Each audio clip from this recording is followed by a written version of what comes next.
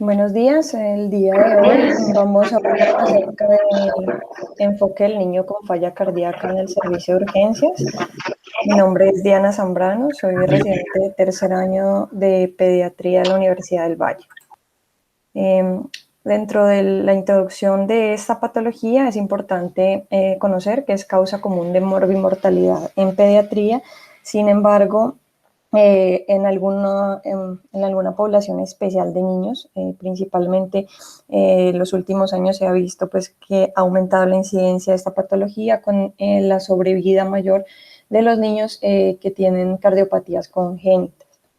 Puede ser su presentación tan temprano como al nacimiento o presentarse en cualquier edad posterior pues, al desarrollo del niño. Tiene como etiología y patogénesis diferentes mecanismos que también pueden variar entre los adultos y los niños. Hay mucha diferencia entre la falla cardíaca en adultos y la falla cardíaca en pediatría. Siendo así que los adultos, la primera causa, pues como ya conocemos, es la causa isquémica hasta en el 70% de los casos, mientras que en los niños se puede presentar como consecuencia de enfermedades cardíacas congénitas o cardiomiopatías en muchos de los casos. Como definición tenemos que es difícil obtener una buena definición de lo que es la insuficiencia cardíaca en la edad pediátrica. Esa definición ha sido esquiva y pues ha ido cambiando a lo largo del tiempo. El último consenso que hay es de la Sociedad Internacional del Corazón y el Pulmón de Trasplantes, que son pues las guías más cercanas que tenemos. Y hay una aproximación, pues, digamos, como a lo que es la fisiopatología del corazón enfermo y cómo se puede esa fisiopatología y el entendimiento de esta fisiopatología tener implicaciones, pues, en el desarrollo de la falla cardíaca. Esto es especialmente cierto en pediatría porque la etiología y los síntomas de la falla cardíaca van a diferir según el grupo de edad y es la expresión pues, de una variedad de causas que van a llevar por diferentes vías a un final común que es la disfunción ventricular, que es lo principal en estos pacientes.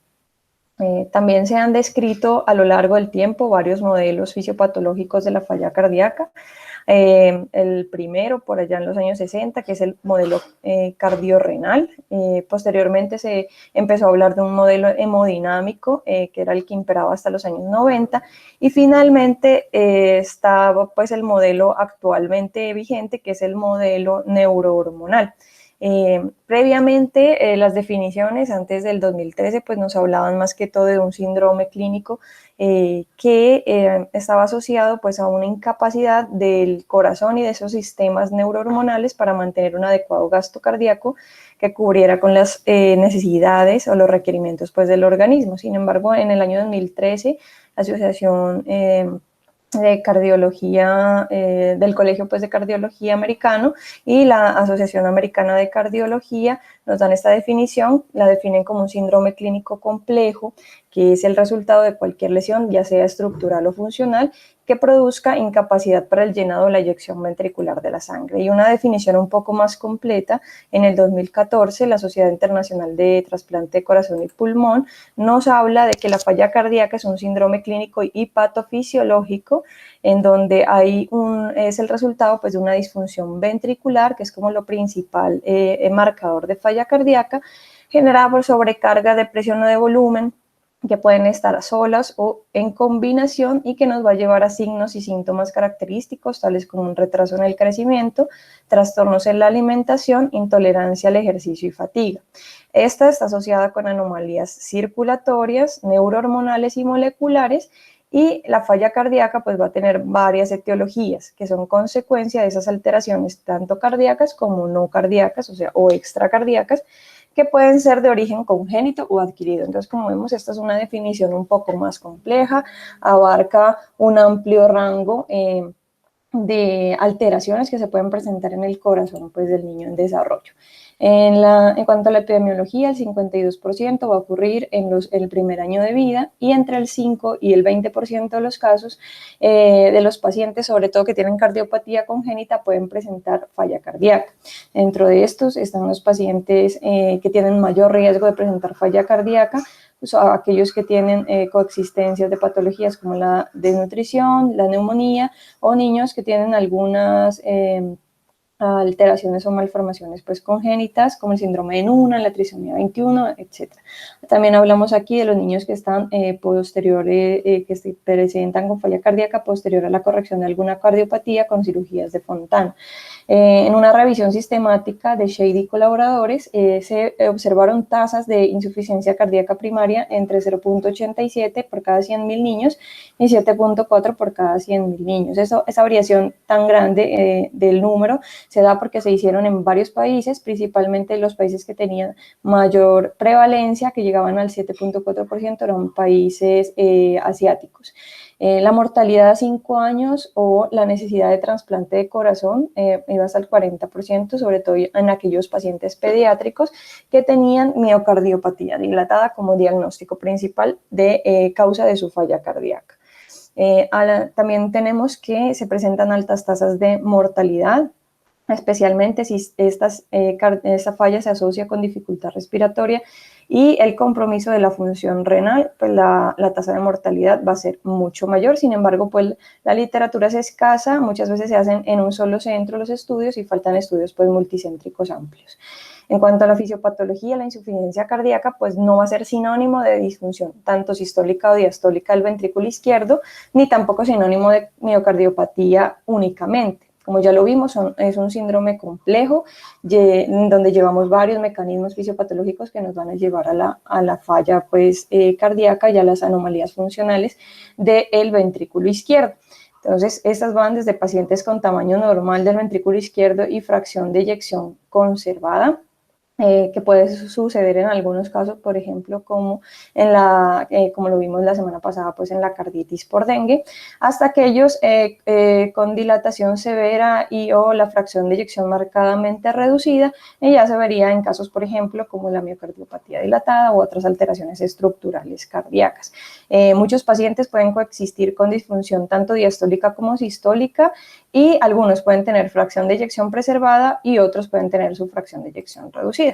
En cuanto a las causas, pues se plantea, es un planteamiento que se ha realizado, que pueden ser producidas por 4 mecanismos principales, en donde los elementos contráctiles del corazón, pues en los niños, pues como ya sabemos, tienen menor desarrollo, están inmaduros, sobre todo en la parte de los sistemas de conducción, y muchas veces pues estos pacientes tienen una poca respuesta a las catecolaminas, no es una respuesta homogénea como sí lo es en los adultos.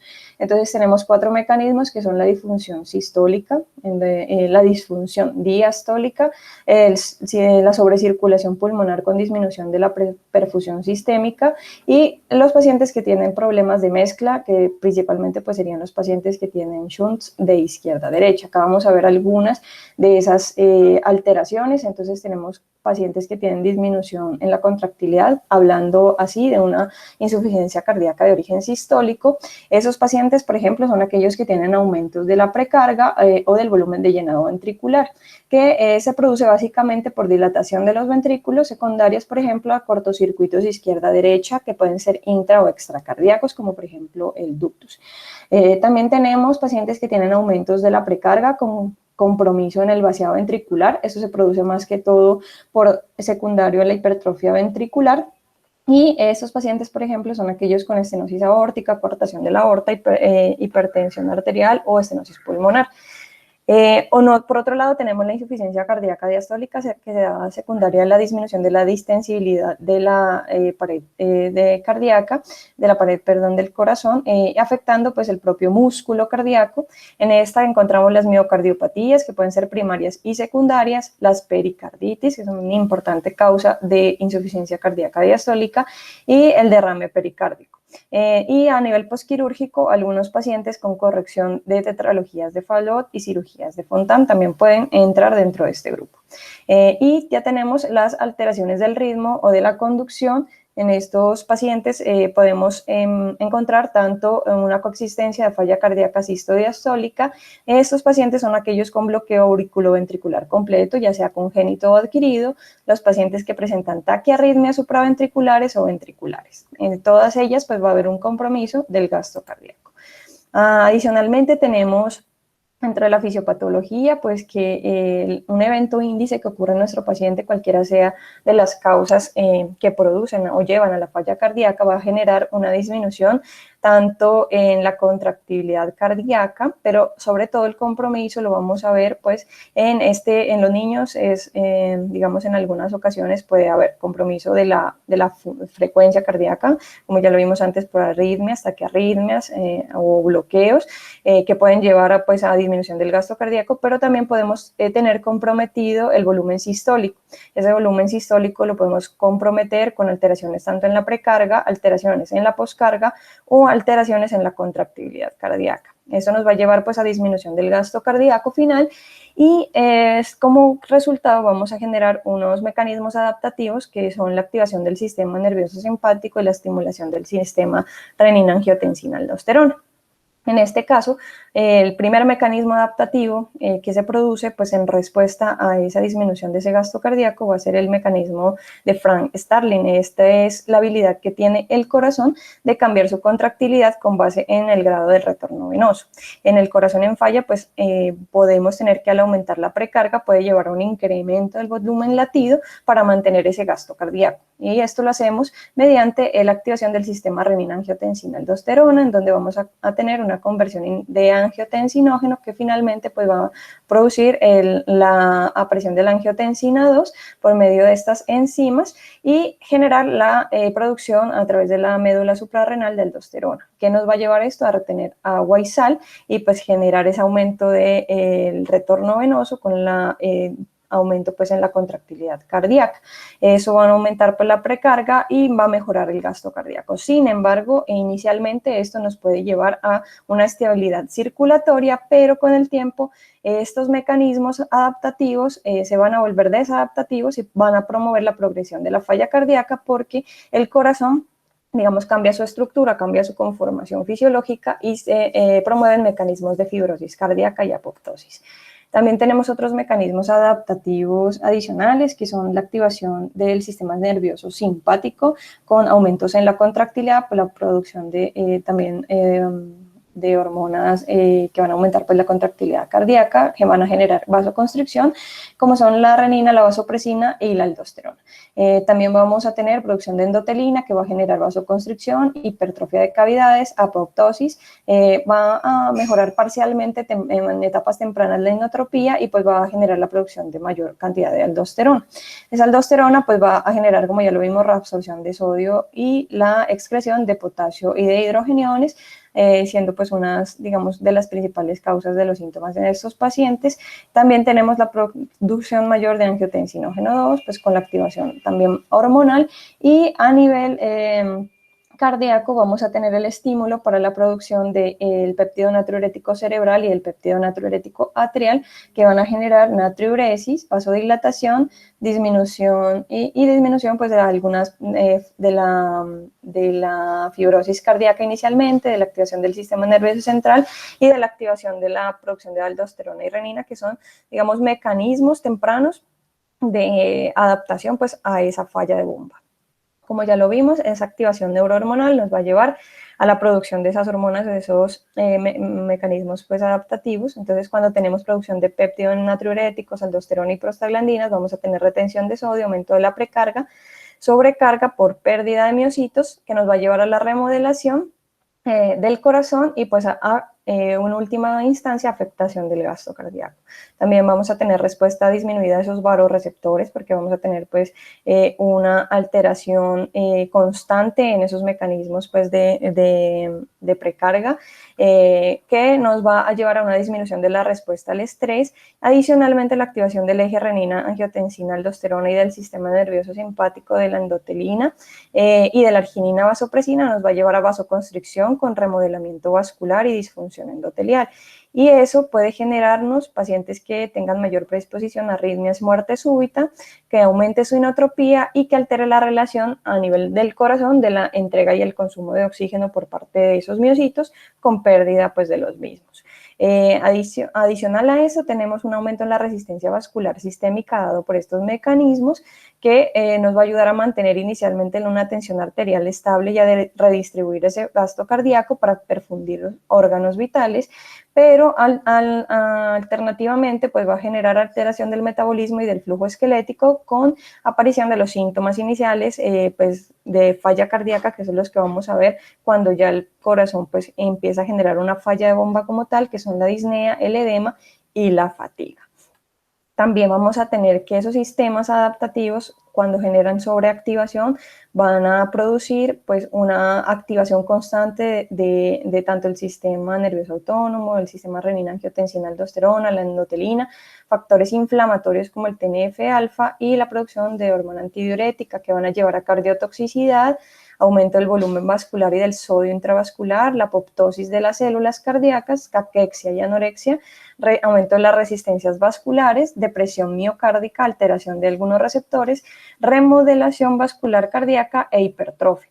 Y en otros casos, pues la arritmia y la muerte súbita en estos pacientes. También encontramos otro mecanismo importante que ha salido a la luz en los últimos años, que es que la hipoperfusión que se produce por la caída de ese gasto cardíaco va a llevar a una activación de mecanismos de translocación bacteriana a nivel intestinal. Eso favorece la liberación de lipopolisacáridos presentes en esas bacterias gram negativas, que van a ser reconocidos por los Toll-like receptor 4 y van a estimular la producción de factor nuclear kappa beta, activando la producción de TNF-alfa y de la liberación de interleuquina 6 por las células, lo que va a hacer que se genere un aumento pues, en la disfunción del ventrículo izquierdo, remodelación de ese ventrículo, apoptosis del miocito, que haya un desacople de los receptores beta con disminución de la respuesta a los vasoactivos y a los inotrópicos, disfunción endotelial, edema pulmonar, resistencias a la insulina y activación también de especies reactivas del oxígeno.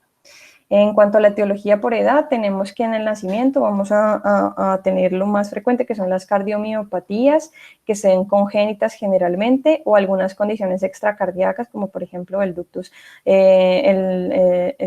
la hipocalcemia, errores innatos del metabolismo, la sepsis y la hipoglicemia pueden llevarnos en los neonatos a falla cardíaca.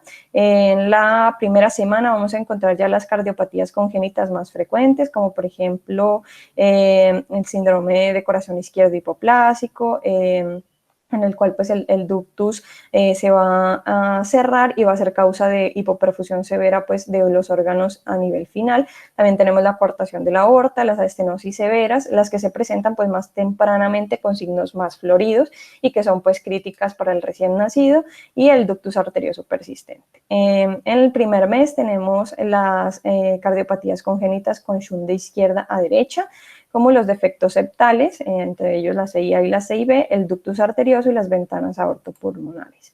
En los niños más grandes, de 2 a 5 años, es importante que ya empiezan a aparecer lo que son las miocarditis y las miocardiopatías. Están dentro de esas miocardiopatías la dilatada idiopática, la familiar y la miocardiopatía inducida por taquicardia. También tenemos la aparición de la fisiología pues, de ventrículo único y la enfermedad de Kawasaki como una importante causa de falla cardíaca, sobre todo en aquellos pacientes que tienen complicaciones de la enfermedad.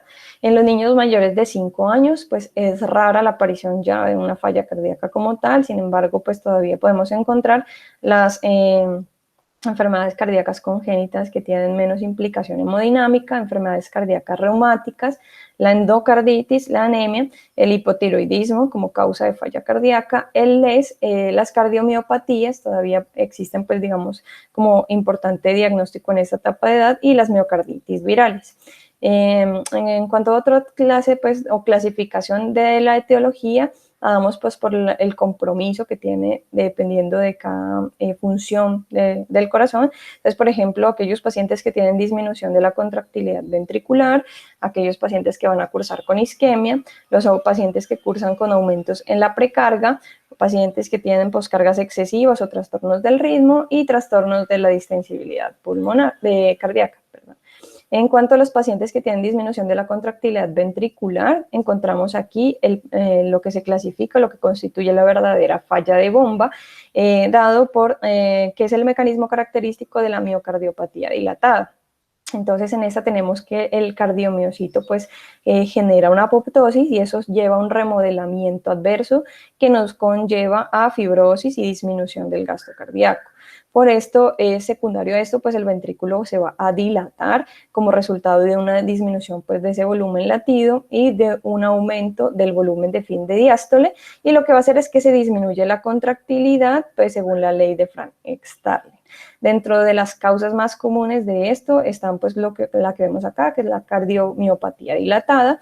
También tenemos la cardiotoxicidad, principalmente por algunos quimioterapéuticos como las antraciclinas, algunos trastornos genéticos como las distrofías musculares, en este caso la distrofia muscular de Duchenne, que es uno de los principales, enfermedades o errores innatos del metabolismo como el síndrome de Barth y el raquitismo hipocalcémico. También tenemos la isquemia, pues que no es tan frecuente, pero es una causa rara en pediatría, pero puede ocurrir. Pueden haber anomalías coronarias asociadas con cardiopatías congénitas, como por ejemplo el síndrome de Alcapa, que es la arteria coronaria izquierda anómala, que nace del tronco de la arteria pulmonar, como vemos aquí en este gráfico. La incidencia de eso es 1 en 300.000 y causa pues básicamente isquemia del ventrículo izquierdo, resultando en cambios electrocardiográficos. Otras causas de isquemia asociadas a cardiopatía adquirida, como por ejemplo la enfermedad de Kawasaki, pues por la dilatación de las arterias coronarias y algunas complicaciones postquirúrgicas de corrección de cardiopatías congénitas. En cuanto al aumento de la precarga, vamos a tener que es el mecanismo principal en los pacientes con shunt de izquierda a derecha, como los pacientes con CIB o ductus arterioso persistente, en donde vamos a encontrar que el gasto cardíaco inicialmente puede ser normal, pero esos pacientes se presentan con mala perfusión secundario a la distribución del flujo anormal entre la circulación sistémica y la circulación pulmonar. También vamos a tener que se presentan con dilatación atrial y biventricular con posterior dilatación de la aurícula derecha en los cortocircuitos que se vuelven crónicos y que no tienen una corrección temprana, llevando pues también posteriormente a una alteración en la relación del suministro del consumo de oxígeno del miocardio al disminuir esa capacidad contráctil y pues a una falla de origen diastólico. En las pacientes que tienen poscarga excesiva, entonces vamos a tener que esta puede ocurrir por aumentos de la resistencia vascular sistémica o por obstrucciones al tracto de salida. Este es el caso de la falla del ventrículo izquierdo aguda producida en la coartación o la estrechez de aorta o la estenosis aórtica crítica posterior, por ejemplo, a un cierre de un ductus. O crónicamente lo podemos encontrar en condiciones que disminuyen la distensibilidad de la aorta, como por ejemplo pacientes con posquirúrgico de coartación aórtica que genera una falla diastólica que posteriormente resulta en una falla ventricular izquierda de origen sistólico. Adicionalmente, vamos a tener pacientes que tienen hipertrofias e incrementos del espesor de la pared, lo que conlleva pues a caída del gasto cardíaco con alteración en el suministro de origen sistémico. Entonces, eso es lo que vamos a encontrar pues en este tipo de pacientes en donde hay un aumento de la poscardia. Y el último son los trastornos de la distensibilidad, donde tenemos que la principal característica pues, de los pacientes son los pacientes con cardiomiopatías restrictivas. En este caso, lo que se presenta son disminución del llenado del ventrículo izquierdo y disminución, pues obviamente, consecuente del gasto cardíaco. Y esos pacientes son, por ejemplo, aquellos pacientes que tienen restricción pericárdica por tumores, por fibrosis o por efusiones. Entonces, por ejemplo, aquí tenemos un paciente con fibrosis del ventrículo izquierdo y aquí tenemos un paciente con un derrame pericárdico con colección de líquido. Y están los trastornos del ritmo, que son los trastornos del ritmo pues a corto plazo. Por ejemplo, tenemos las taquiarritmias que disminuyen el tiempo de llenado ventricular, lo que resulta en una falla diastólica pues por disminución de ese llenado. A largo plazo tenemos que hay aumento de la presión de fin de diástole del ventrículo izquierdo, resultando en dilatación de la aurícula izquierda y posterior dilatación del ventrículo izquierdo. Y en el caso de las bradiarritmias pueden generar falla por bajo gasto al tener frecuencias cardíacas e inadecuadamente bajas persistentes. Entonces también esos trastornos del ritmo pueden conllevar a lo largo del tiempo pues a cambios o a falla cardíaca. Dentro de otras causas en las que quería pues ampliar está la miocarditis, que es una enfermedad miocárdica inflamatoria diagnosticada mediante los criterios tanto histológicos, inmunológicos e inmunohistoquímicos, debido pues a una gran variedad de causas que la pueden generar, que resulta en grados variables de disfunción del miocardio. Dentro de estos generalmente se le atribuye a virus, pero también puede ser secundaria a otros agentes infecciosos, como por ejemplo infecciones bacterianas, fúngicas o parasitarias. Y adicionalmente agentes no infecciosos, como por ejemplo drogas, toxinas o enfermedades inflamatorias. La causa más común es la miocarditis, es la causa más común de miocardiopatía dilatada, adquirida en niños, y puede ser tan grave que puede llevar al trasplante, sobre todo aquellos en niños menores de 1 año. Dentro de los virus que pueden generar la miocarditis, eso es como un esquema adaptado del virus Coxsackie, en donde se habla de las fases dependiendo pues de la progresión en el tiempo, y adicionalmente pues la fisiopatología de esta. Entonces en los primeros minutos, horas, tenemos la entrada viral y la activación de la respuesta inmune innata, en donde hay también de cierto que estos pacientes pues tienen una predisposición genética y ciertos receptores que van a favorecer la adhesión de esos virus al miocardio, y posteriormente entre el primero y el día 7 vamos a tener la replicación viral activa, las cardiomiolisis mediada por el virus, la apoptosis inducida por las proteasas virales, la presencia de autoanticuerpos cardíacos y también la expresión de pues, la respuesta inmune innata, incluido pues, la expresión de la liberación de interferón, de interleuquinas, de TNF-alfa y la producción de citoquinas que van a generar, que son mRNA producidas pues, por el virus. En la fase 2, de la semana 1 a la semana 4, tenemos la activación de la respuesta inmune adquirida, en donde va a haber activación de esa respuesta adaptativa con la liberación de citoquinas y quimoquinas. Las células pues, que están infectadas por el virus van a tratar de realizar pues, una limpieza, digámoslo así, mediada por células T, sobre todo linfocitos TCD8, y esas células que están infectadas por el virus van a tener un daño miocárdico y una necrosis generada por la producción de interleuquinas e interferones. Adicionalmente se presenta pues, los autoanticuerpos que generan un mayor daño a este miocardio, y ya en las fases posteriores de meses a años vamos a tener que hay dos etapas, unos pacientes que van a resolver o van a entrar en la etapa de recuperación y de resolución, otros pacientes que van a progresar en la enfermedad. Entonces los que resuelven pues básicamente hacen un aclaramiento viral y normalizan su función del ventrículo izquierdo a nivel sistólico, mientras que los que no generan una cardiomiopatía dilatada, en donde hay una falla en ese aclaramiento viral, con una inflamación crónica que genera hipertrofia, fibrosis intersticial y degeneración de los miocitos, y por lo tanto lleva a la enfermedad. Aquí vemos cómo esa infección viral puede generar dos respuestas, una de activación de citoquinas antivirus y otra de disminución de esa respuesta viral, debido a que el virus pues, genera también unas defensas o inhibe algunas acciones del sistema inmune contra el huésped. En los pacientes que tienen buena respuesta de citoquinas antivirus, pues lo que se hace es eliminar ese virus, y pues en muchos pacientes se corrige y resuelven, mientras que en otros puede generar daño severo al miocardio y cardiomiopatía dilatada. En aquellos que tienen una eliminación viral eliminación viral adecuada, pero la inflamación persiste, pues también puede generarse daño miocárdico con cardiomiopatía ya del tipo inflamatorio. Y en aquellos que tienen infección viral crónica, en donde hay disminución pues, de ese aclaramiento viral, lo que se va a generar es un daño que puede ser con o sin inflamación, y que ya nos genera a largo plazo una enfermedad cardíaca de origen viral. En estos pacientes pues vamos a ver que el tratamiento está basado en la inmunosupresión y en algunos casos en la inmunomodulación pues, viral específica. El diagnóstico de la miocarditis pues lo vamos a hacer a través de la clínica y las ayudas paraclínicas.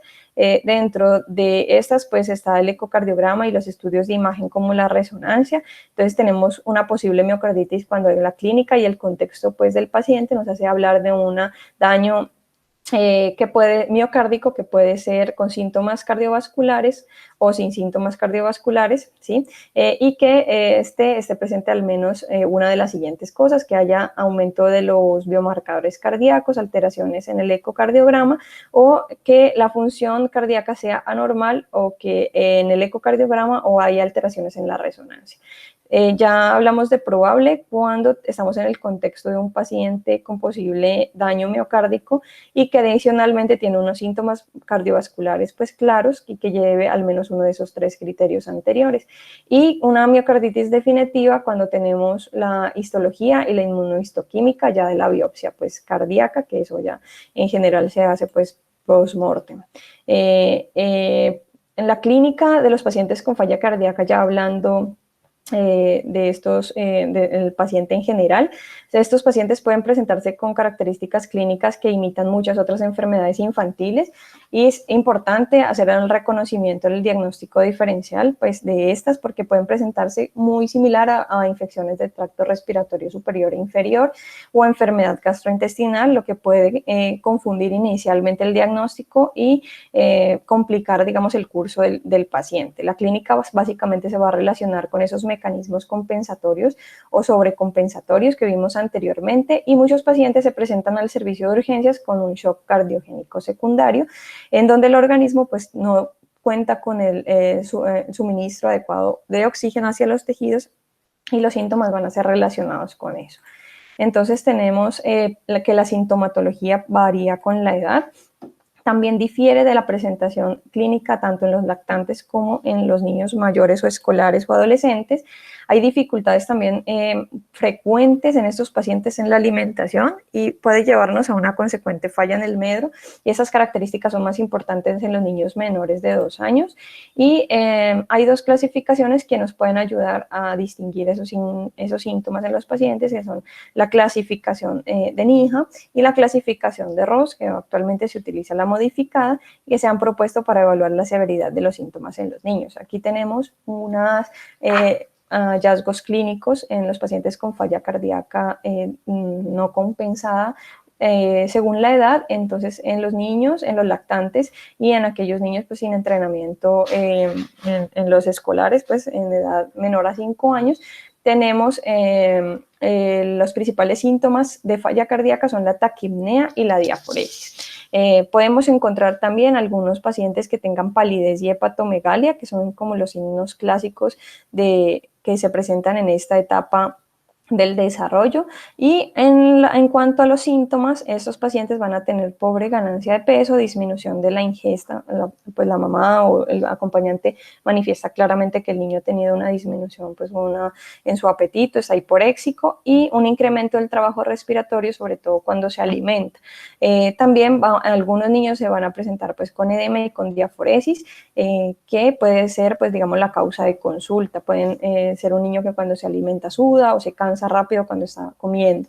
En los mayores de 5 años ya cambia un poco el espectro, y muchos de esos niños se van a presentar con taquicardia, taquipnea, que son los signos principales. Puede haber también otros, ya que pues en la parte no compensado congestiva, como el edema periférico, el aumento de la ingurgitación yugular, las sibilancias, el ritmo de galope y la hepatomegalia. Y ya a nivel de síntomas en estos pacientes, el dolor abdominal es muy importante, las náuseas y el vómito, la disnea en el reposo o con el ejercicio leve, la ortopnea y la fatiga. En esos pacientes pues siempre debemos pensar en que hay un fallo pues en cuanto a la función ventricular. Aquí hay una tabla que nos muestra una comparación entre la sensibilidad y la especificidad de algunos marcadores clínicos y de laboratorio en los pacientes con falla cardíaca, y vemos como, por ejemplo, la disnea con el ejercicio, pues la especificidad y la sensibilidad no son tan altas. En cuanto a la ortopnea, podemos llegar a una especificidad hasta el 70%. En cuanto a los crepitantes pues, o los estertores, puede llegar a una especificidad hasta el 85% con una sensibilidad del 75%, y el edema pues tampoco es muy específico de falla cardíaca. Sin embargo, tenemos otros hallazgos como por ejemplo ingurgitación yugular o el ritmo de galope en S3, que pueden ser más específicos en esos pacientes en cuanto pues, al diagnóstico. Y ya en los valores de laboratorios, pues tenemos el péptido natriurético cerebral mayor a 100, que lo encontramos con una buena sensibilidad para el diagnóstico de esos pacientes, y el NT-proBNP, que puede tener una sensibilidad hasta el 99%, y que son en conjunto pues hallazgos que nos pueden llevar y orientar hacia el diagnóstico. En cuanto a la clasificación de Ross pues inicialmente surgió en el 87 y actualmente utilizamos la modificada que surgió en el año 2012, y nos permite realizar una puntuación basado en los síntomas del paciente. Es importante que Ross enfatiza mucho en la capacidad para el ejercicio. Entonces la clase 1 es un niño que está sin limitaciones al ejercicio y asintomático. La clase 2 en lactantes, los que presentan taquipnea leve, diaforesis con la alimentación y no tienen fallo para el medro, y los niños más grandes con disnea o que se presenta con ejercicio moderado. En la clase 3, en los lactantes, tenemos aquellos con taquipnea marcada o diaforesis con la alimentación, y estos pacientes sí presentan ya falla en el medro, y los niños la disnea con el ejercicio leve. Y en la clase 4 tenemos aquellos niños con taquipnea, retracciones, quejidos o diaforesis en reposo, pues que es la clase funcional que como más compromete pues a los pacientes. También tenemos una clasificación propuesta por Rosenthal. En esta clasificación se basa en los estadios clínicos del paciente. La definición de la estadio A es un paciente que tiene un riesgo incrementado de desarrollar falla cardíaca. Entonces son todos los pacientes que tengan factores de riesgo para poder desarrollar en algún momento de su vida falla cardíaca, o quienes tienen una función cardíaca normal actualmente con su enfermedad de base y no tienen evidencia de sobrecarga del volumen de las cámaras cardíacas. Entonces, un ejemplo son aquellos expuestos, por ejemplo, a cardiotóxicos como quimioterapéuticos, con historia familiar de cardiomiopatías hereditarias, o pacientes con corazón univentricular o transposición de grandes arterias que ya está corregida. En la estadio B tenemos aquellos pacientes que tienen una morfología cardíaca anormal y que tienen tienen función cardíaca normal, pero sin síntomas de falla cardíaca en el presente o en el pasado. Entonces, aquellos pacientes que tienen una predisposición tanto morfológica como de función en su corazón, pero que no tienen síntomas actualmente o no han tenido síntomas. En estos pacientes, por ejemplo, están los pacientes que tienen insuficiencia aórtica con una dilatación del ventrículo izquierdo, la historia de uso de antraciclinas o una disminución de la función sistólica ventricular. Y en la clase C tenemos ya pacientes que tienen una enfermedad cardíaca funcional o estructural subyacente y que han tenido síntomas tanto en el pasado como actuales, por ejemplo, que los pacientes con cardiomiopatía dilatada, que puede ser crónica y que disminuye la función del ventrículo izquierdo en cuanto a su función sistólica. En el grupo D encontramos los pacientes en estadio terminal ya de falla cardíaca, que requieren infusión continua de inotrópicos, que requieren ECMO o que requieren trasplante cardíaco o una hospitalización prolongada por su falla. Esos pacientes van a tener, por ejemplo, van a ser esos pacientes con falla cardíaca descompensada aguda o aquella secundaria a las miocarditis virales.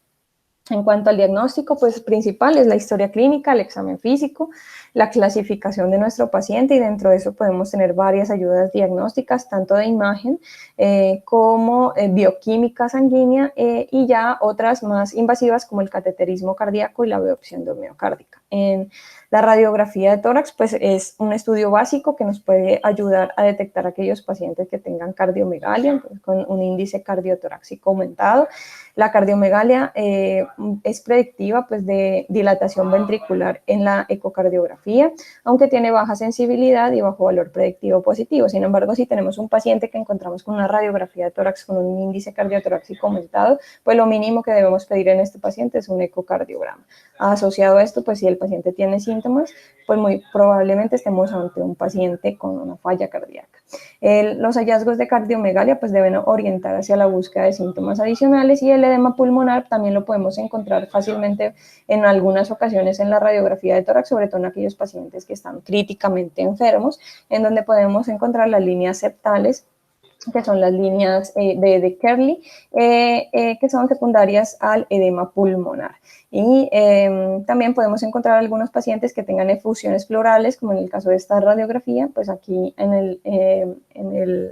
nivel izquierdo, en la base pulmonar, tenemos una efusión pleural pequeña y un paciente pues con una gran cardiomegalia. En cuanto al electrocardiograma, pues es muy útil para ver hipertrofia de cavidades y para evaluar, digamos, la causa de la insuficiencia cardíaca, pero no va a establecer pues el diagnóstico como tal. Puede mostrar también signos de hipertrofia tanto univentricular como biventricular. Y es muy importante buscar las características morfológicas del QRS que pueden sugerir enfermedades inflamatorias del miocardio, y es la mejor herramienta para evaluar trastornos del ritmo y como una posible causa de insuficiencia cardíaca, especialmente aquellas que se presentan con taquiarritmias.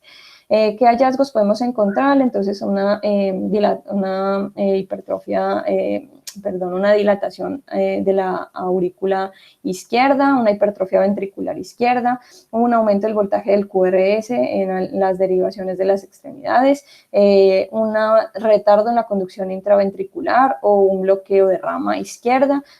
También podemos encontrar cambios o anormalidades en el segmento ST, incluyendo depresión o elevación, las ondas T invertidas en las derivaciones laterales y arritmias tanto supra como ventriculares como ventriculares. En el ecocardiograma es la herramienta indispensable en la evaluación diagnóstica de estos pacientes. Esta busca excluir enfermedad cardíaca estructural de la no estructural y establece la línea de base para el seguimiento a futuro de los pacientes.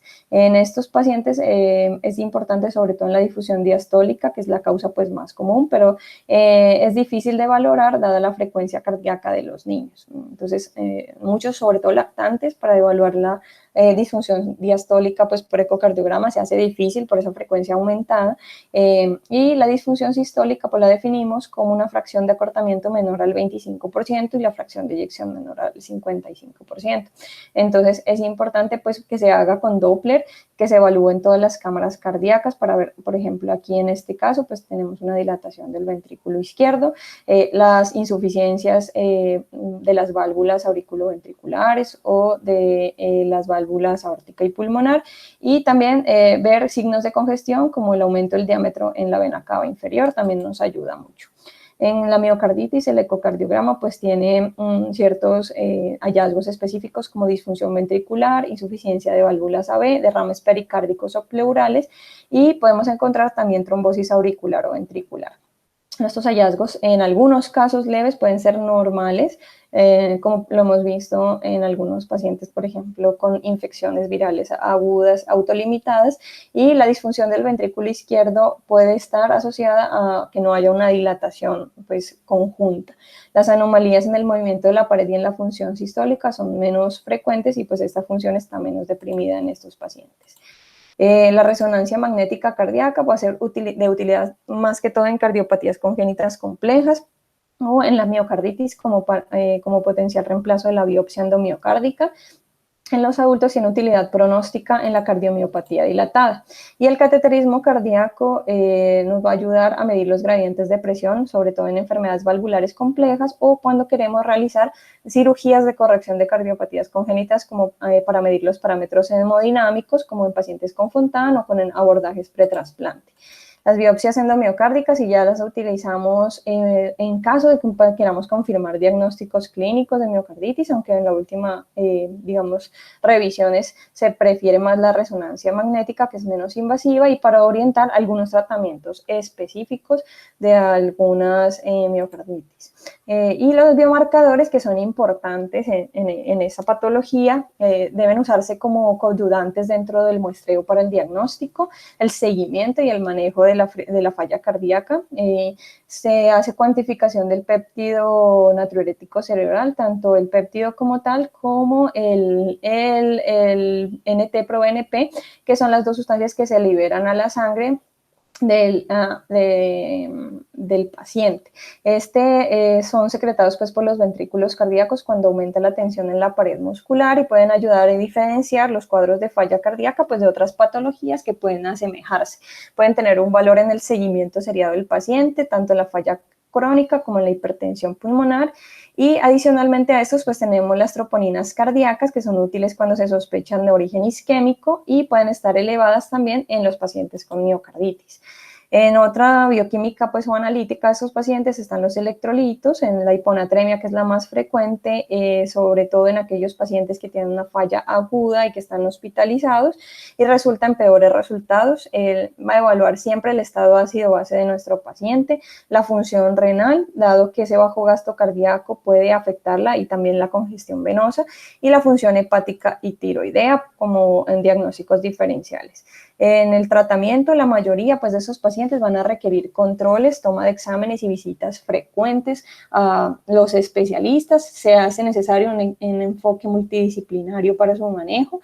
Esto va a depender, digamos, el tratamiento va a depender básicamente de la causa que produce la enfermedad y de la edad del paciente. Es importante saber cuál es el tipo de falla que tiene nuestro paciente para nosotros poder dar un tratamiento enfocado, y se debe iniciar una vez realizado el diagnóstico mientras se busca la etiología. El objetivo del tratamiento es corregir la causa, minimizar la morbimortalidad y mejorar la calidad de vida del niño. En cuanto al tratamiento etiológico y fisiopatológico, hay dos tipos iniciales. Pues el tratamiento etiológico es la corrección o la paliación de, por ejemplo, la cardiopatía congénita subyacente de mi paciente, y en el caso de que sea fisiopatológico, vamos a tratar de mejorar la perfusión tisular para evitar que la progresión pues, de la disfunción miocárdica e incluso mejorar esa función cardíaca a largo plazo. Entonces, en este caso, podemos reducir la precarga con el uso, por ejemplo, de diuréticos e inodilatadores. Podemos aumentar la contractilidad del inotropismo con el uso, por ejemplo, de inotrópicos, de digoxina, de marcapasos transitorios o de terapia de resincronización o de ECMO. Para reducir la poscarga, por ejemplo, tenemos el uso de vasodilatadores mixtos o de vasodilatadores arteriales, como por ejemplo los IECA, y para minimizar el remodelamiento ventricular tenemos tres principales, que son los beta bloqueadores, los IECA y los inhibidores de la aldosterona. Esa terapia farmacológica en los niños es pues como muy controversial porque no hay estudios aleatorizados pediátricos con gran número de pacientes, y dado que es una enfermedad con una causa o fisiopatología multifactorial, el manejo se basa en la combinación de varios medicamentos que actúan sobre diferentes mecanismos. Entonces, la mayor parte de la comprensión de esa terapia viene del manejo de la falla cardíaca en adultos y proviene de estudios que se han realizado en estos pacientes que resultan secundarios pues, a la falla cardíaca de origen isquémico. Me llamó la atención pues este gráfico que me parece interesante, en donde vemos las etapas que les había hablado previamente propuestas por Rosenthal, en donde nos habla de la etapa A y la etapa B, la C y la D, y el daño que se va presentando a lo largo del tiempo. Entonces tenemos pacientes en etapa A y B, en donde la etapa A básicamente vamos a tratar los factores de riesgo y a vigilarlos. En la etapa B, cuando ya empezamos a presentar daño estructural y el desarrollo de algunos síntomas, vamos a iniciar controles ya pues con el cardiólogo pediatras, inicialmente semestrales, y la idea es que en estos pacientes se inicie corrección temprana de la causa de base, como por ejemplo corrección quirúrgica de su patología, su cardiopatía congénita. En el caso de la insuficiencia aórtica, pues con dilatación del ventrículo izquierdo, algunos pacientes pueden estar asintomáticos, y en la etapa C, donde ya hay síntomas y en algunos casos desarrollan síntomas refractarios, pues una corrección quirúrgica urgente es necesaria, y el inicio de medicamentos que puedan modificar la enfermedad del paciente, como los IECA, los beta bloqueadores, y algunos que nos ayuden a tratar la enfermedad aguda, como los diuréticos, y en algunos casos estos pacientes pueden llegar a requerir inotrópicos. Y ya en la etapa D serían pues pacientes refractarios al manejo médico, en el cual pues ya vamos a utilizar entonces infusiones de inotrópicos, de vasoactivos, la cirugía de falla o el trasplante cardíaco, y pues los dispositivos de asistencia ventricular de destino. En cuanto a las estrategias, también tenemos otro planteamiento que sería el manejo agudo y el manejo ambulatorio. Entonces, el manejo agudo básicamente en aquellos pacientes con falla descompensada y el ambulatorio que ya es la terapia de mantenimiento. La falla cardíaca aguda, pues esa es aquella descompensación aguda de esa falla cardíaca y esa falla aguda del sistema cardiovascular con la exacerbación de esas anormalidades moleculares previas o el empeoramiento de los síntomas de base va a generar pues que en los niños una descompensación clínica aguda que los va a llevar pues a tener complicaciones de su enfermedad. En los niños pues esto se ha vuelto más frecuente, sobre todo por la mayor sobrevida de las cardiopatías congénitas. La idea de esos pacientes es inicialmente pues lo que yo debo asegurar es mantener la permeabilidad de la vía aérea. En este paciente si lo requiere, perdón, o si fuese necesario, pues vamos a realizar intubación neurotraqueal si el paciente pues llega en, digamos, un compromiso pues agudo de su vía aérea. Lo ideal es que manejemos a esos pacientes con presión positiva al final de la expiración para mejorar el gasto cardíaco. Y mantener la estabilidad hemodinámica de mi paciente, ver cómo está, digamos, su sistema en cuanto a hidroelectrolítico, el sistema hemodinámico. A nivel farmacológico, el tratamiento va dirigido a modificar tanto la precarga como la poscarga dependiendo de la causa y a cambiar el cronotropismo y el enotropismo de mi paciente. Y la terapia no farmacológica se da generalmente, pues como ya lo dije, en la falla refractaria, en esos casos sirve mucho también, y en los casos pues de la falla también no refractaria, la ventilación a presión positiva, la asistencia mecánica circulatoria con ECMO o con otros dispositivos de asistencia ventricular y el trasplante cardíaco. En cuanto a la falla cardíaca aguda, pues esta clasificación de Stevenson de los perfiles clínicos y hemodinámicos nos va a ayudar un poco a enfocarnos en el servicio de urgencias, en donde tenemos que actuar pues de manera rápida, en cuál es la afectación hemodinámica de nuestro paciente. Entonces hablamos del A, el B, el C y el L, que se cambió recientemente por L debido a que pues antes era D y muchas veces pensaba pues que este era menos grave que el C y no es así, entonces lo cambiaron por L. Esta gráfica nos habla acerca de la perfusión y la congestión del paciente. Entonces tenemos un paciente en un perfil A, que es un paciente que está seco y caliente, que es el perfil óptimo de los pacientes. Entonces los pacientes son aquellos que están, digamos, asintomáticos, en donde vamos a hacer únicamente prevención de la descompensación. El perfil B es un paciente que está caliente y seco. Entonces en este paciente, pues la idea, ya vamos a ver más adelante, como caliente y húmedo, perdón, con congestión. En este paciente vamos a ver más adelante cómo se maneja. Lo inicial es pues trabajar en la diuresis del paciente y manejar su congestión con diuréticos. El paciente clase C es aquel paciente que está frío y seco. En ese paciente pues el tratamiento va a ser diferente y los regímenes de manejo van a ser alternativos. Y el paciente L es aquel paciente que está frío y seco. Este es frío y congestionado, perdón. Entonces en el B tenemos el paciente caliente y húmedo, en donde hay congestión pero hay adecuada perfusión. Es el grupo más frecuente y que mejor responde al manejo médico. La primera línea de tratamiento de estos pacientes que están bien perfundidos pero que están congestionados, pues son los diuréticos, y usualmente puede ser suficiente para corregir pues inicialmente el daño agudo pues que presenta.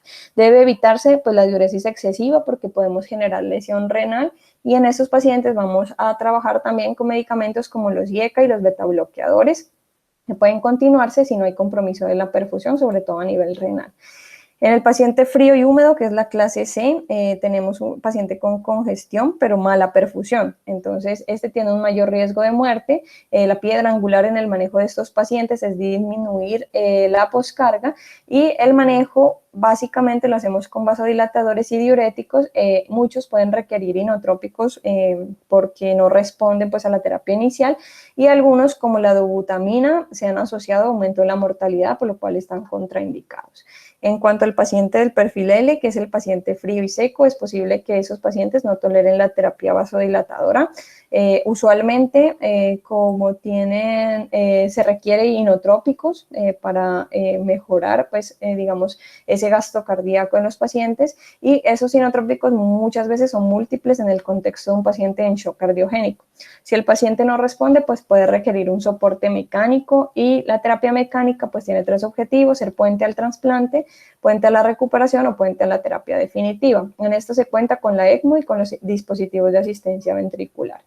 En cuanto a los diuréticos, pues estos hacen parte importante del manejo en estos pacientes, sobre todo en aquellos pacientes con el perfil congestivo, y la literatura demuestra que hay una disminución en la mortalidad con su empleo, sobre todo en la población pediátrica. Sin embargo, pues hay, como ya lo dijimos en toda la parte de pediatría, limitaciones, pues porque los estudios son con poca cantidad de pacientes. Los diuréticos de ASA son los más usados en la presentación aguda, y el más empleado es la furosemida a dosis de 0.5 miligramos por kilo. También es necesario, cuando estamos utilizando diuréticos, monitorear de cerca la tensión arterial, los electrolitos y la función renal. Aquí tenemos los diferentes diuréticos que podemos utilizar. La primera línea, pues como ya lo vimos, es la furosemida. Tener cuidado con la hiponatremia, la hipocloremia y la hipocalemia que pueden presentar estos pacientes. Y también podemos tener alcalosis metabólica y hipercalciuria secundaria a su uso. Los diuréticos tiazidas pues serían la segunda línea. En esos pacientes en que usemos tiazidas, tener cuidado con que pueden presentar hipercalcemia, hipocalemia, hiperuricemia, y algunos pueden presentarse con mialgias y artralgias. Y pues ya está la espironolactona, que es un antagonista, actúa a nivel selectivo en el túbulo distal, inhibiendo la acción de la aldosterona y reduciendo la pérdida de potasio. Entonces, un ahorrador de potasio, por lo cual debemos tener cuidado con la hipercalemia.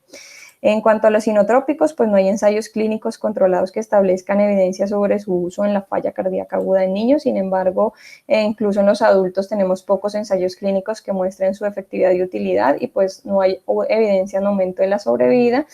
Muchos pueden tener toxicidades que pues hacen que se limite su uso así pues indiscriminado, y deben utilizarse en aquel paciente que tiene mayor sintomatología y severidad, en donde tenemos un verdadero bajo gasto cardíaco, una verdadera disfunción orgánica, y en aquellos pacientes pues con acidosis metabólica, pues un shock cardiogénico. Dentro de estos tenemos el milrinone. El milrinone actúa aumentando el AMP cíclico e inhibiendo la isoenzima 3 de la fosfodiesterasa cardíaca.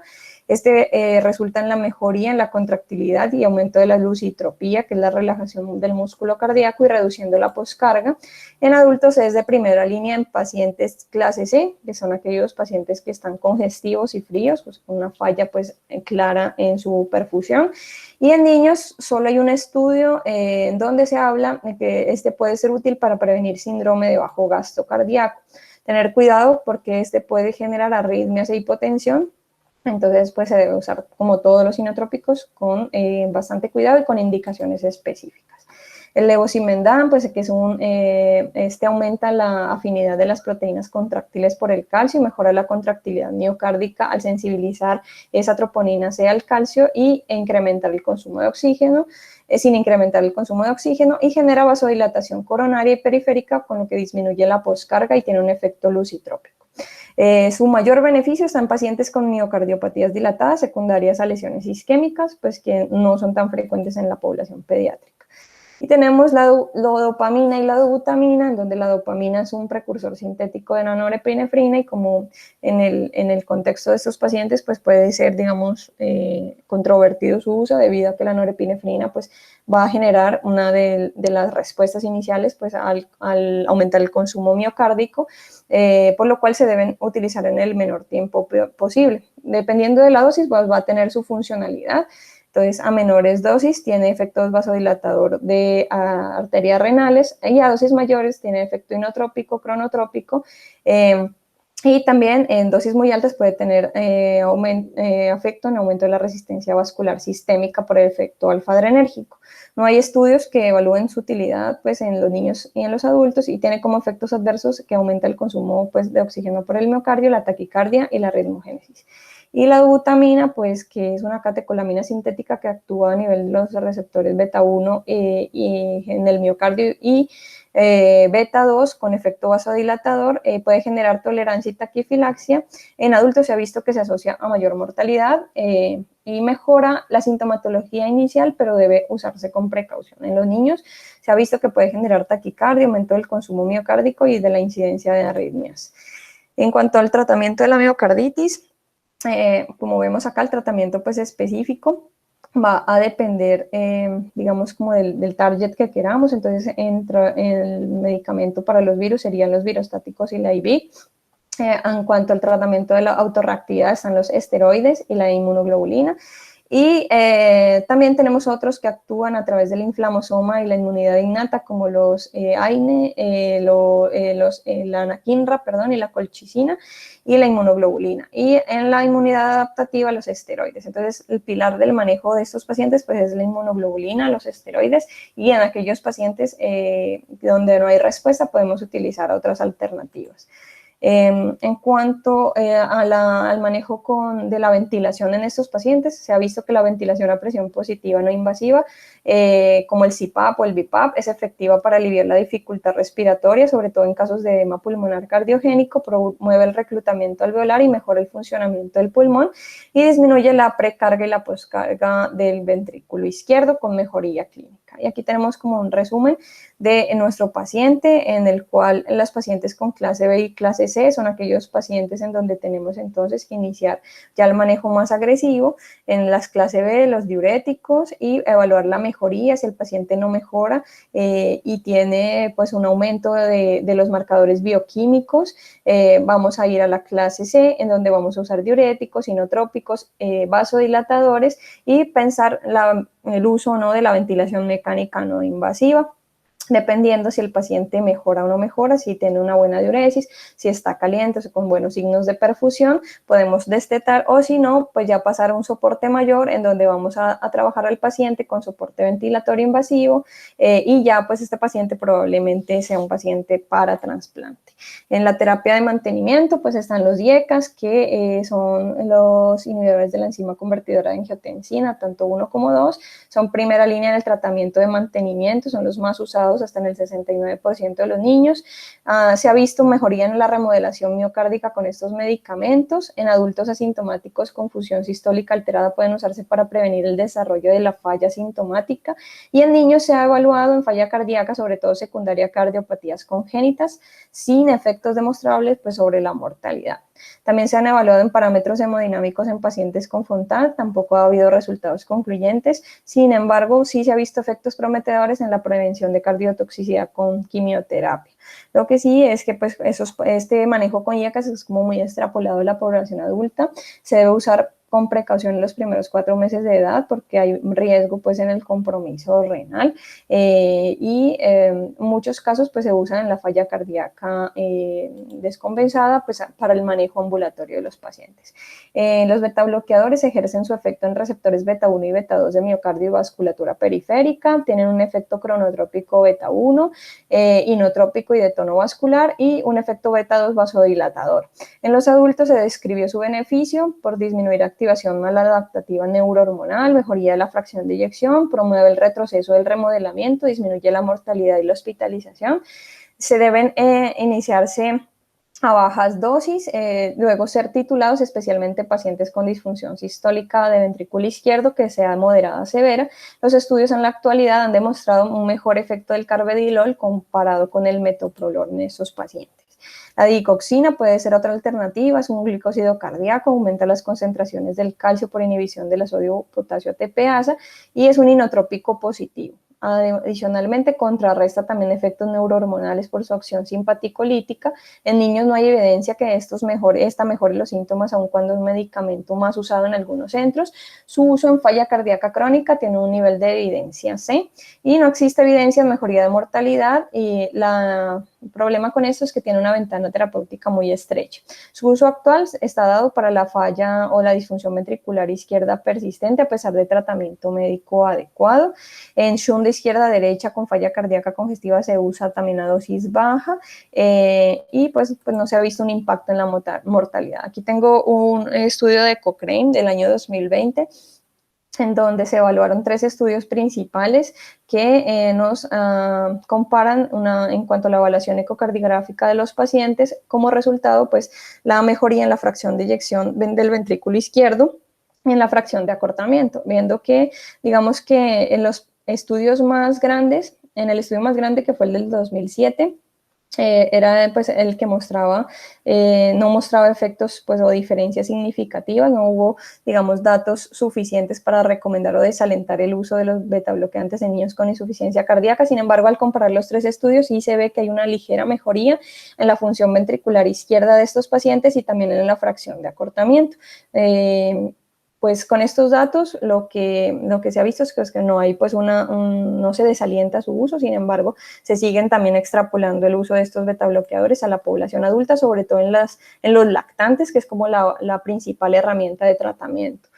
Aquí tenemos los betabloqueadores que podemos usar, que es el carvedilol, que es como la primera opción, y pues también podemos usar el propanolol y el metoprolol. Como primera opción estaría el metoprolol en cuanto a las recomendaciones. Y en cuanto a los IECA, tenemos el captopril como primera opción, sobre todo en aquellos niños más pequeños, en lactantes o neonatos, y el enalapril en los niños más grandes. Y en los diuréticos está la furosemida y la hidroclorotiazida, que no está aquí, y la espironolactona. En niños la espironolactona tiene una evidencia escasa sobre, pues si no hay un acuerdo sobre cuál podría ser la mejor combinación pues entre los agentes diuréticos. Y aquí hay un resumen, entonces, de las etapas de evolución del paciente con falla cardíaca y de cómo yo puedo ir añadiendo, digamos, la terapia en estos pacientes, pues hasta llegar al estadio en donde yo ya voy a usar la mayoría del arsenal terapéutico y donde ya pues puedo usar otras opciones como los dispositivos de asistencia ventricular y pues pensar en un trasplante. Muchas gracias.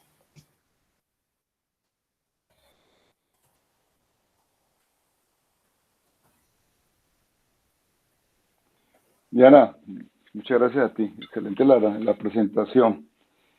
No sé si me oyen adecuadamente, Diana. Sí, Doc, yo lo escucho bien. Bueno, por lo menos usted, y para usted me quiero referir básicamente, es agradecerle la presentación. Una excelente presentación, muy completa, muy actualizada. Le quiero dar la palabra al doctor Roa. El doctor Roa estará acompañándonos, me imagino, ¿cierto?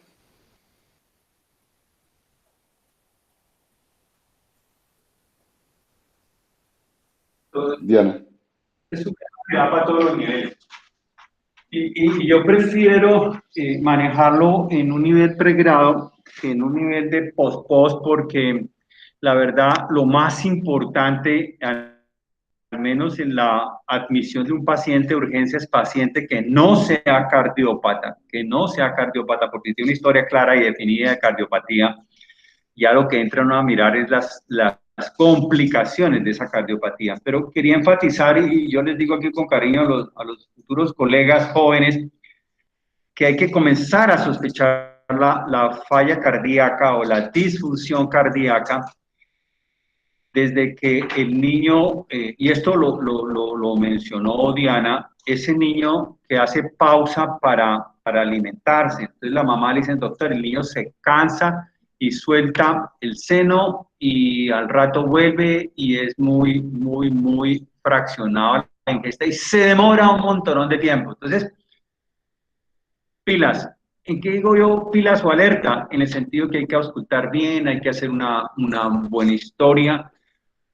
Ojo al síndrome de Greg en este medio, síndrome de Greg, que es síndrome de rubeola congénita. Entonces, mirar y preguntar por exantemas que haya padecido la madre, porque en la rubeola congénita, que son 3 componentes, cardiopatía, ductos, el otro es hipoacusia, y el tercero, síndrome de Greg A, catarata. Catarata, hipoacusia y cardiopatía. Entonces, ojo a todos los elementos que están contenidos en la charla en la parte entonces el niño que se cansa cuando succiona.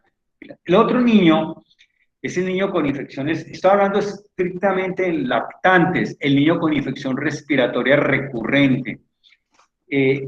Pues son muchas las causas de infección respiratoria recurrente, pero una de esas causas es necesario hacer un enfoque de descarte frente a una potencialidad de falla cardíaca.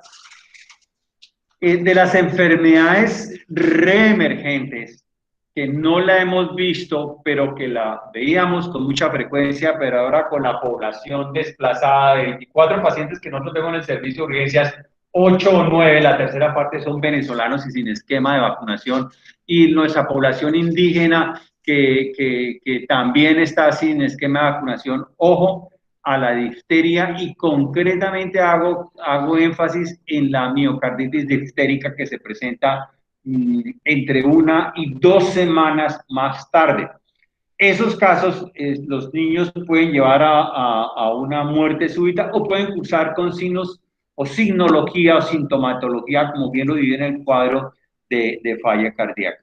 Y por último, dentro de ese contexto que nosotros vemos acá en el servicio y que fue el tema del principio de semana, en el componente del niño en crisis hipertensiva y en la modalidad emergencia hipertensiva, entre las crisis en la urgencia y la emergencia, las emergencias hipertensivas que tienen que ver con falla cardíaca congestiva y o edema pulmonar, porque puede cursar con la una o la otra. Insisto, pues es que el arsenal terapéutico es tan variable y depende del nivel de discusión, depende del caso, pero yo insisto, y ahí lo mencionan, aunque no le dan el valor de ponderamiento que siempre han tenido frente a los digitálicos, pero el digital es un medicamento, un fármaco que se resiste a morir, porque pues nosotros lo utilizamos especialmente en niños ambulatorios estables, la digoxina. Reitero, el tema es muy bueno, pero si se sientan exclusivamente intensivistas, el enfoque es uno, si se ven los cardiólogos, el enfoque es otro, y nosotros como pediatras generales y quienes tenemos que responder en un servicio de urgencias, la invitación es a que se piense en falla cardíaca, especialmente en los niños que tienen el perfil. Yo creo con eso, gracias Jairo, no sé, y usted por favor.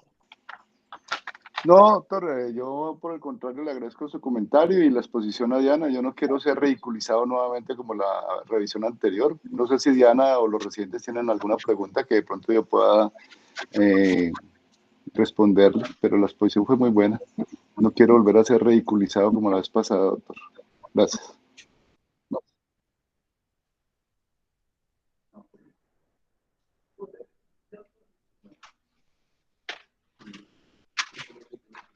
Los temas. Si no hay preguntas, entonces terminamos la actividad. Bueno, Jairo, pero ¿sabe una cosa? Yo no es que me sienta aludido, porque yo sé que no tuve nada que ver en eso. No. Lo que pasa, Jairo, entiéndame que a veces falla en los sistemas, no, pero también no es de carácter de abogado, entonces los muchachos, lo que pasa es que se oía demasiado interrumpido, y se interrumpió la esta cuando nos despedimos, entonces quizás todo eso fue, pero no fue una expresión en ningún momento malosa, y los muchachos me lo expresaron de todas maneras y se sintió disculpas. No las doy yo porque yo no me siento culpable de nada, pero entiéndame que fue algo que nos pasa, porque es que espero que ahora usted nos va a acompañar más, y gracias. Mire que en el auditorio, en las grandes sesiones, a veces no se oye nada, sino una serie de interrupciones, entonces son situaciones que vamos superando poco a poco, pero no hubo nada de mandar a los muchachos, por favor. ¿Listos? Bueno, gracias. Bueno, feliz día. Muchas gracias para todos. Excelente, Diana, como siempre. Bueno, chao, doctora. Gracias, Doc. Hasta luego. Chao, Anita, gracias. Gracias, Anita, gracias. Recupérese, por favor. Pero bueno, temas. Dígame, Doc.